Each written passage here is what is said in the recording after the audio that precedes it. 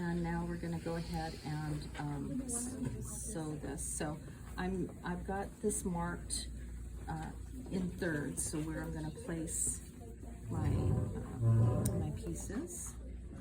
I'm gonna put this on close to the edge. Is it BS fold? Yeah, it's a double fold. It's all clean. The edges are already clean.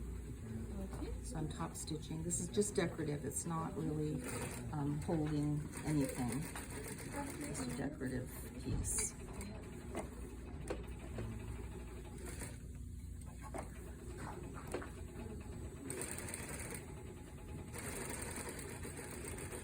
And you're going to do, I think, 3 of these on the tote bag, but I'm just doing this so you have the experience of what to do when you get to that point. And then here, again, line it up with the notch where the third is.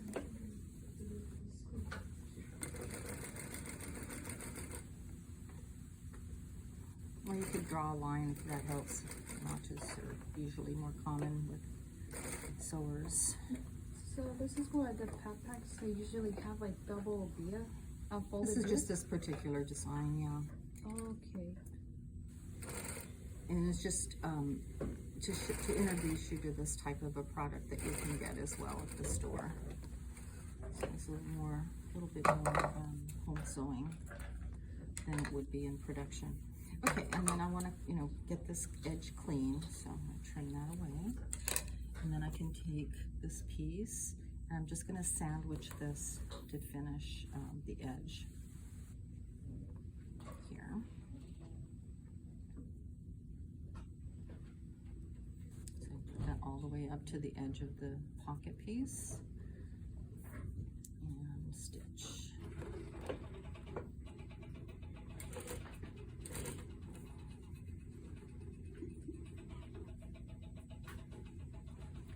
About a 1/16 of maybe an 1/8 at the most, but you don't want to go too deep. You want it to be close to the edge to catch the fold and also to catch the bottom.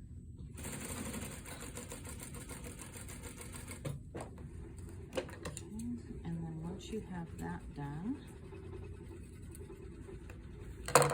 this is representing the duffel bag, so we'll do this here. And I'm gonna go right, well, I'm gonna, looks super easy. yeah, it is super easy. I'm gonna attach this around just to hold it, and then you'll overlock these edges later just to clean it up for your notebook. Oh. But this is the same thing that's gonna happen with your duffel bag, because this piece here on the duffel bag is gonna sew to a round piece, so it will be good to secure it first. Now, as it stands right now, this is just one giant pocket, all right? We want to make sections, so I'm going to take and stitch right down the center of each.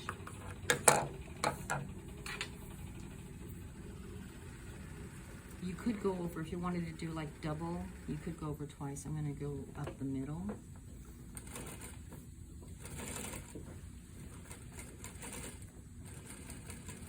And make sure you back stitch there real good to secure the top of the pocket.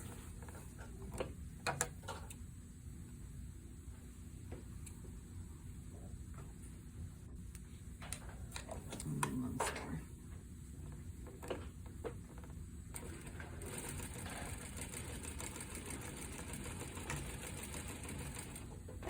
Okay, and that's trim all your threads and overlock it for your notebook. Then this piece is your 6-inch square, and you cut it up the middle, and you're simply going to do the same thing we did at the top of the pocket. Put the edge right to the middle and stitch it. And this is, to me, the best use of this type of a seam is if you're not going to line a jacket and you want to have a nice pressed open seam. I don't know if you guys were introduced to the term butterfly seam. Did you hear that term before, butterfly seam? Yeah, I think I remember that. Yeah. This is going to be a 1-inch seam allowance, which typically isn't used in production, again, this would be a more high-end type of finish, so.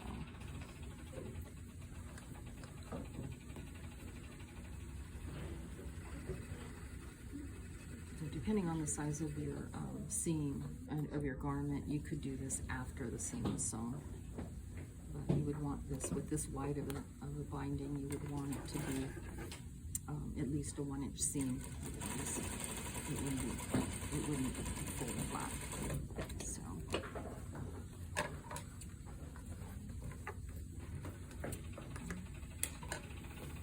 And then you put these edges together. And you sew a 1-inch seam. Half an inch? A full inch. Yeah. Oh, okay. So the reason that this is good on the back of a jacket is for tailoring. That gives them a whole inch if they need to take it in or let it out or whatever. They have a lot to work with. Or costume, like anybody that's interested in costume, there's always like humongous seam allowances on costumes because they change actors. Okay. So then now this is how it would look on the inside. So it'd be nice and finished like that. All right, thank you.